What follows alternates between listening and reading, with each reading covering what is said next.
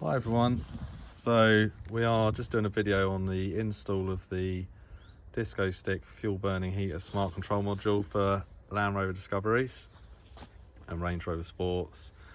This is a 2005 Discovery 3 and this is going to be a quick demo of how you can install it. Generally takes less than 10 minutes. The module comes all pre-wired and designed to fit straight into the engine bay of these vehicles. Tools, very basic, 8mm, 10mm socket, some cable ties and cutters. The only other thing you will need is, and we've got it here, a needle, and you'll see why. That's to get the loom into the plug of the Webasto. So just under here, what we're going to show you is where to put it.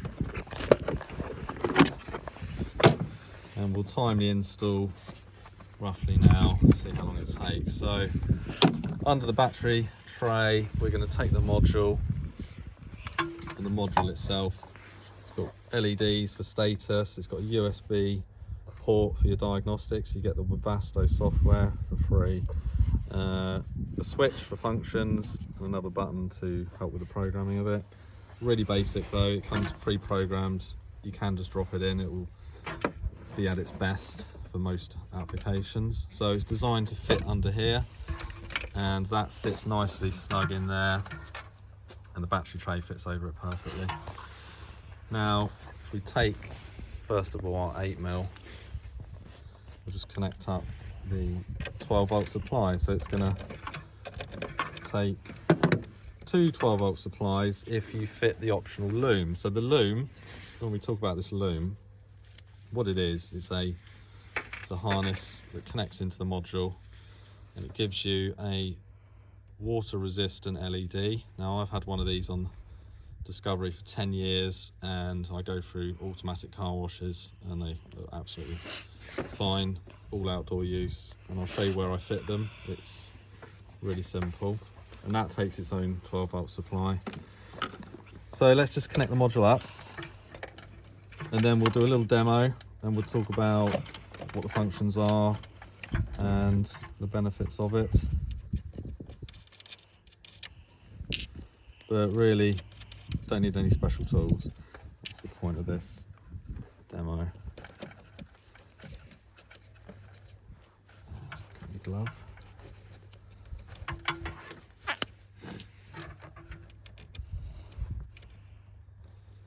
Lovely cold January afternoon here, southern England. So these modules were developed on the Disco 3 forum. It's probably over 10 years ago, and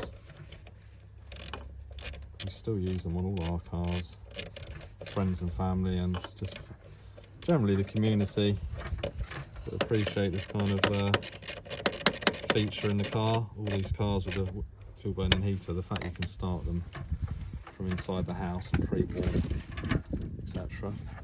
So that's our 12-volt supply. Now we're going to take a ground from here. You saw that just power up. Now we won't connect the ground until last. What we're going to do is connect, next we need a switched ignition supply. So we'll take this switched ignition supply, it's the brown. He runs along inside the battery tray and just plugs in here. So on most of these vehicles you've got this spare relay socket, and that is a switched ignition supply. So the loom is designed to just plug in there. So that's what we're going to do this today. So now we've got our ignition and our live, we're going to go for the module itself communicating with the heater. So the orange, and it comes with a full manual of all these colours, so don't worry about trying to remember this lot. It's pretty simple. So the orange is designed to run along here, and it's going to connect into the heater. This is where you need your needle. So you pop the plug out. We've already removed the red cable from this car. Most cars will have a red in there, and it's not used on these, so you can just disconnect it and you won't lose any functions in the car. So you're going to slide this over, and in line with where that number 2 pin is, you're going to bring it back so so you can see where it goes in, and we're going to insert this with the tab up until it goes all the way in, and then slide that back. Pretty simple. The key is to aligning this little window here with the pin as it comes in, or it won't let you put it in or take it out. Slide that back, pop the plug in, and we've got that. So we will tidy this up at the end, but we'll be cable tying the comms cable along there. Now we need to take a blue cable, comes with the vehicle, with the module, sorry, not with the vehicle. And in the kit you get a splice or a heat shrink that's got an adhesive in it. And there's two options. If you want to do a professional install, cut the loom to the headlight, splice it, solder it, crimp it with the adhesive heat shrink. We're demoing for most people. Now I'll be honest, on this car I've had that down there for 10 years at least. In fact it's 13 years to be exact. I crimped that on there. I put a little bit of silicone in it and I crimped it on. It's watertight and it doesn't come loose. So all you do with these is you lay it across the cable, fold it over and snap it with pliers. But we do appreciate some people want a more professional install. So when that's snapped on, which takes literally 30 seconds, we're going to then connect our blue cable into it. So what the module does is it takes a signal from the headlights, and we use the button on your key fob. So this button programmed to headlights will start and stop the heater, and we'll go through how that works. And it doesn't interfere with any of the factory functions. So you're going to be able to use the switch to do your headlights as normal, because it uses other logic to look at when the ignition's on, when the engine's on, etc. So it won't affect any of the original functions of the car. And that's the same with the heater. It will start and stop with the car controlling it as it always did. Really important to cable tie this blue cable away from the exhaust. So we're just going to make sure he's well clear.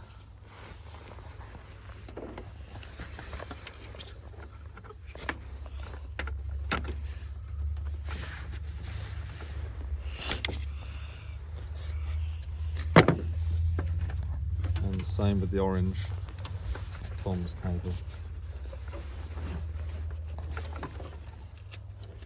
So the control of the module, whilst we're doing this, you've got the option. Most of the original controllers and a lot of the ones on the market, they run for a set time. I think most of them do.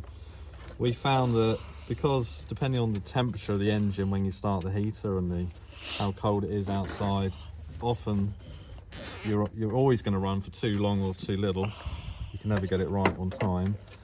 So we developed it so it can run reading the water temperature, so it actually monitors the temperature of the water, and it will only run for as long as it needs to get the temperature up to 76 degrees. And 76 degrees is perfect for, ideal I should say, because the glow plugs don't need to activate. The engine's warm enough then to do like a summer start. The oil temperatures will be reasonable as soon as it starts, but the main thing is it doesn't trigger the glow plugs and you get instant hot air from the vents. So last one to connect is the earth or the ground, and at this point we're going to be powering the module, so we always do that last. And this one goes on this convenient earth stud, and this is your 10mm socket. Just nip that up.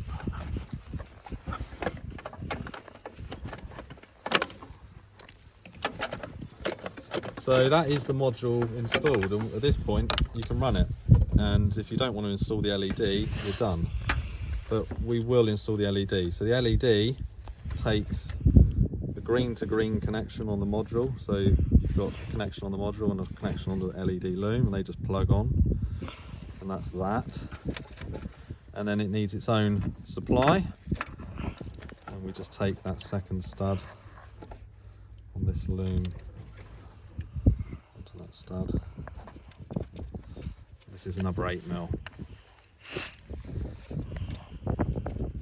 going to show you now where I put the LED. There's some of the guys early on did some good reviews on these, and they were putting them on the grille on the front of the car. That was nice because you can see it. Depends where you park your vehicle. For me, I can't see the grille inside the house, so I prefer it so I can see the windscreen from the side of the car. And that's what I do. Just pop these lids back on. So we're now done with the module. We'll leave the battery box cover off because we want to just show you what the module's doing and how it works. The LED loom, let's just run this around, I'll show you. So what I do is I feed it up through here.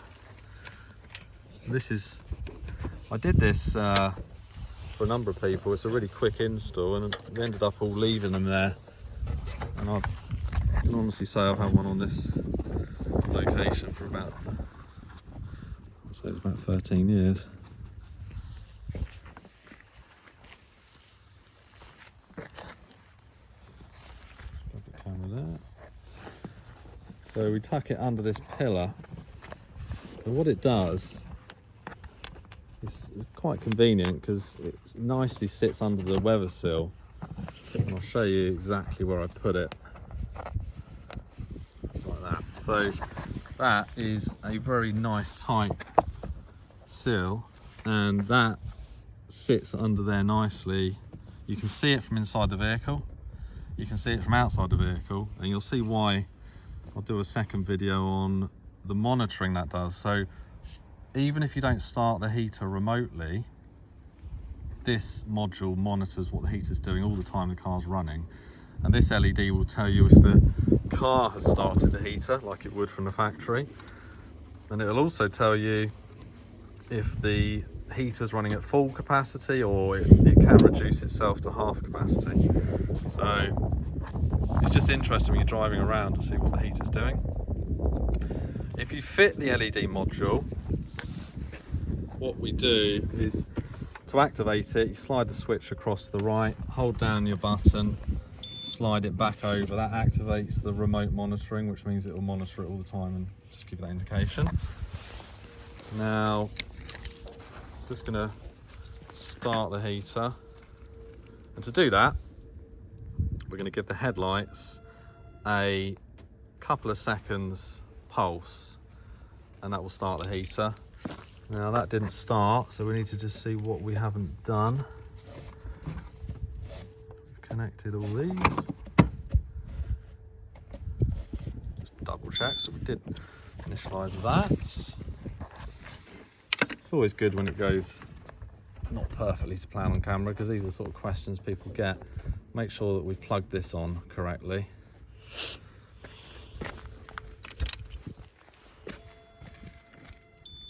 That's it.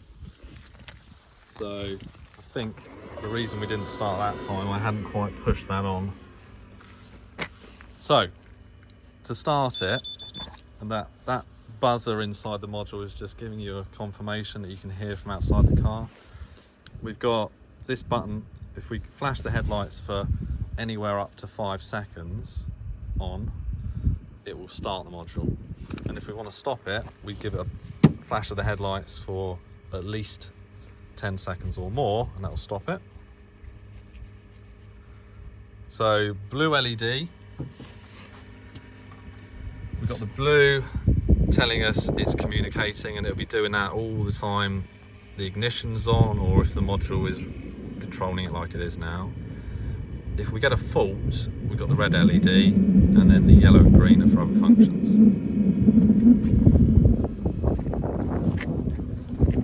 So we'll just check that. That'll be starting up. So you get a little bit of smoke. And it's as simple as that.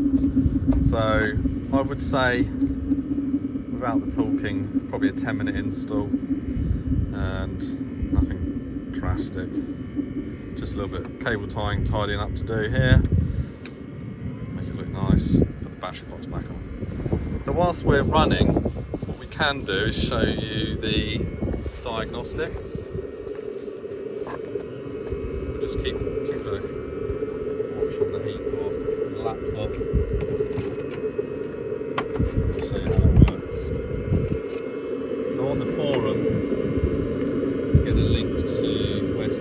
software which is provided by the manufacturer of the heater, and we're going to plug a standard USB into our module.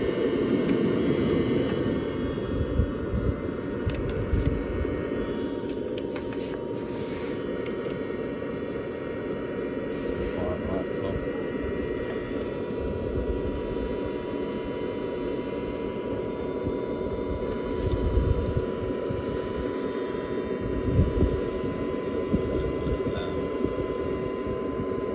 So, connect the module to your laptop. There's a driver for the USB which will install, download that with the software. Now, if you've got the driver installed, you go extras, COM port, and you'll see one. Now, we haven't seen it, but this is a good test. Always remember, it's showing on the module that this, focus here, this function switch, you've got control or diagnostics. Flick it over to diagnostics. Now at that point, it's going to stop communicating. Your remote LED is going to stop and your controls and all that won't work. But you can communicate on here. So we'll just redo that.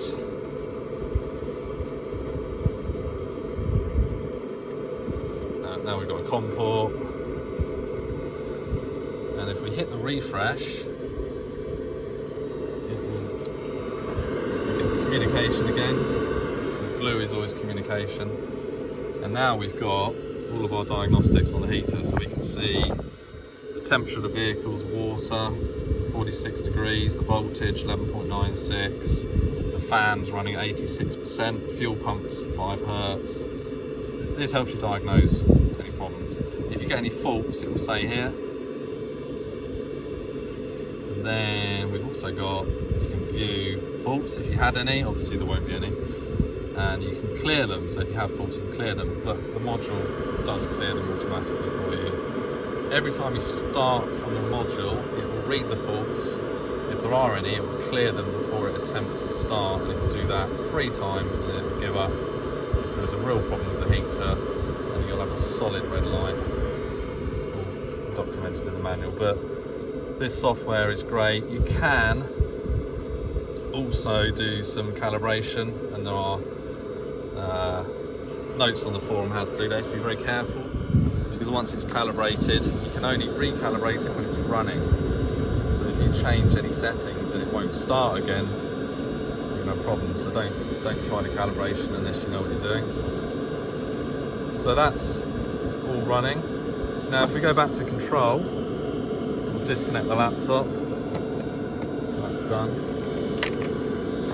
Now, because we've just essentially restarted this module and the heater's already running, it's a bit like disconnecting the power. So if we were to give it a start signal, it'll actually stop, because what it's going to do is give it a fresh start, so it'll stop the heater if you've just been in diagnostics, and then after that it'll always be back to its start-stop functions. So we'll do another video in a minute of starting and stopping it remotely, and also monitoring it from inside the car. And there's a few little tricks to what the car does out of the factory. If you don't have your air conditioning on auto, for example, the heater won't run automatically, and if it's not below a certain temperature outdoors. We'll talk through that.